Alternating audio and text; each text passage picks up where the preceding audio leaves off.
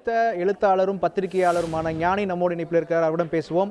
இந்த மக்கள் நல கூட்டணி அறிவிப்பை எப்படி பார்க்கிறீர்கள்? தமிழக அரசியல் களத்தில் இதனுடைய கூட்டணியுடைய தாக்கம் எது போன்று இருக்கும்? வரப்போற தேர்தலில் இவர்கள் எது போன்ற ஒரு தாக்கத்தை தேர்தல் களத்தில் ஏற்படுத்த முடியும் என நீங்கள் நினைக்கிறீர்கள்?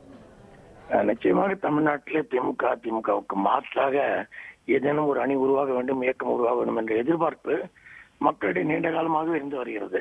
அப்படிப்பட்ட ஒரு எதிர்பார்ப்பு மேலோங்கி இருந்த சமயத்தில் தான் விஜயகாந்துக்கு அந்த முதல் கட்டத்தில் வந்த 10% ஆதரவை கூட நாம் பார்த்தோம். ஆனால் பின்னால் அவர் அதை பயன்படுத்திக் கொள்ள முடியாமல் வீணடித்து விட்டார். எனவே திமுகவுக்கு மாற்றாக ஒரு அணி வேண்டும் என்ற எதிர்பார்ப்பு சமூகத்தில் இருந்து கொண்டிருக்கிறது. அதற்கு ஒரு சரியான வடிவம் கொடுப்பதற்கான ஒரு அமைப்பு இது வரைக்கும் ஒழுங்காக இல்லை. இது வைகோவும் சரி, அல்லது கம்யூனிஸ்டுகளும் சரி, மார்க்சிஸ்டுகளும் சரி, விடுதலை சிறுத்தைகளும் சரி, இவர்களை பொறுத்த மட்டும் கொள்கை ரீதியாக உறுதியாக இருக்கக்கூடியவர்கள் என்று பொதுவாக பெயர் எடுத்திருக்கக்கூடியவர்கள். இதுவரையில் அவர்கள் மீது எந்த விதமான ஊழல் சம்பந்தப்பட்ட புகார்கள், நேர்மை குறைவான விஷயங்கள் பற்றி புகார்கள் எதுவும் கிடையாது. ஏன்னா இதெல்லாம் அவர்களுக்கு இருக்கக்கூடிய ஆரோக்கியமான அம்சங்கள். இதை பயன்படுத்தி கொண்டு எந்த அளவுக்கு அவர்கள் மக்கள் நம்பிக்கை பெறுகிறார் என்பது இந்த ஒரு தேர்தலில் முடிவாகும் என்று நான் எதிர்பார்க்கவில்லை.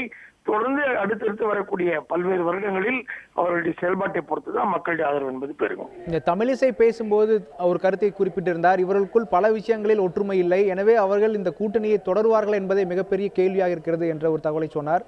இந்த பிரச்சனைகள், கருத்து வேறுபாடுகளை தாண்டி இந்த கூட்டு இயக்கம் தற்பொழுது கூட்டணியாக மாறி இருக்கிறது. தேர்தல் களத்திற்கு எது போன்ற விஷயங்கள் எல்லாம் அவர் சவால்கள் எல்லாம் எதிர்கொள்ள வேண்டியது இருக்கும் என்று நீங்கள் கருதுகிறீர்கள்?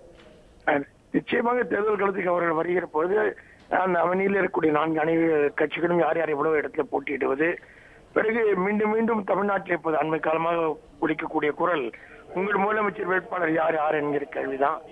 இதே கேள்வி இவர்களை நோக்கியும் கேட்கப்படும்.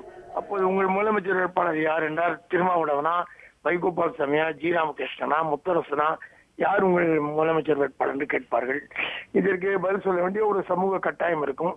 அது ஒரு அரசியல் ரீதியான கட்டாயம் இல்லை என்றாலும் அது ஒரு பொதுமக்கள் மத்தியிலே, மீடியா மத்தியிலே ஒரு விஷயமாக இப்போதும் பேசப்படும் என்பதனால் யார் முதலமைச்சர் என்று கோரிக்கை வைப்பார்கள். என்னை கேட்டால் ஒரு நல்ல கண்டு போன்ற ஒருவரை நாங்கள் முதலமைச்சராக்க விரும்புகிறோம் என்று அறிவித்தாலே அவர்களுக்கான நம்பகத்தன்மை கூடும் என்று நான் எதிர்பார்க்கிறேன்.